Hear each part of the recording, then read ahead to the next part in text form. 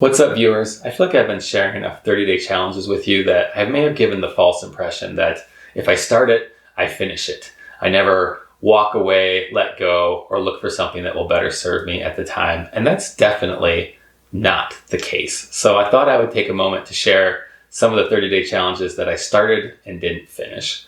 The first one was 30 days of swimming. This was going to be a bit of a longer challenge because I learned pretty quickly that I wasn't going to be able to swim every day. 3 times a week seemed like a reasonable goal, so I planned to do it for 10 weeks, and there were just a lot of challenges. I get cold really easily, and getting cold really easily seemed to make me get tired really easily, so I'd never been more exhausted, more hungry, more just overall fatigued than when I was doing this swimming thing.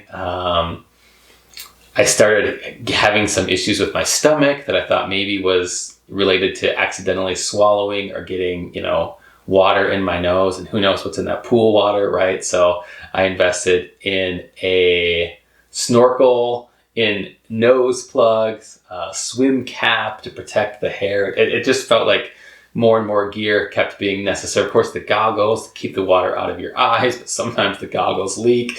And as I started, just trying to figure all of this out, also had some soreness in my back. Probably my form isn't great, so maybe I could have done lessons as well. But eventually I just decided, maybe swimming just isn't the exercise for me. And it's okay to say I gave that a go and try something else. So I walked away from it. No harm, no foul.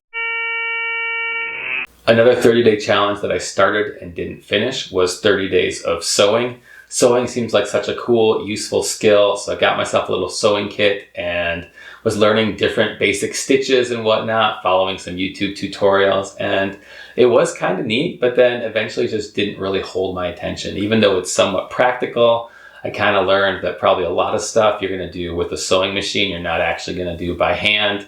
And I was also taking on 30 days of Spanish at this time, and the Spanish just grabbed me so much more that I found myself gravitating toward working on that and not working on the sewing. So I started it, I didn't finish it, and there's no harm in that.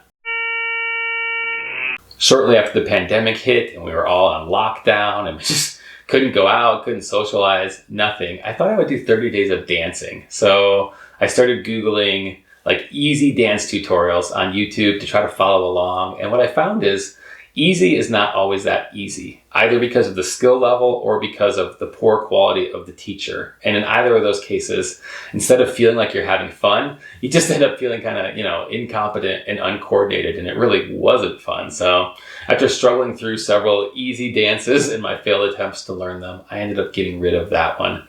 Came back dancing later, ended up doing it with other people and, taking some classes and things like that. It ended up being super fun, but trying to learn by myself with simply the internet at my disposal, turns out it wasn't the way to go. So that one didn't last.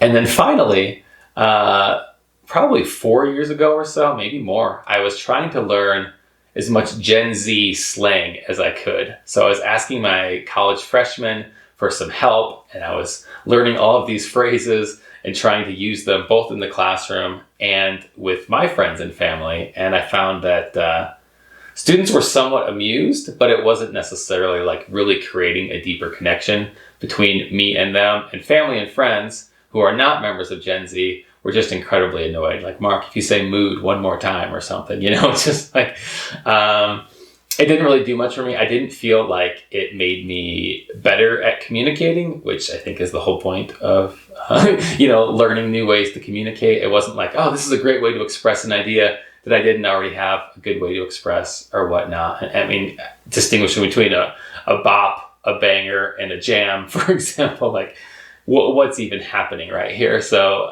for the most part, yeah, it was a strange journey, but I didn't see a ton of value in it, and it was annoying the people around me. So I quit that one before the 30 days as well. There's probably others, but those are some that come to mind that I started but didn't feel the need to finish. So just a reminder that you're always allowed to walk away, to change paths, to try something different. Don't feel like because a past version of you made a decision, the future you is stuck with it. You're never stuck. You can always start over.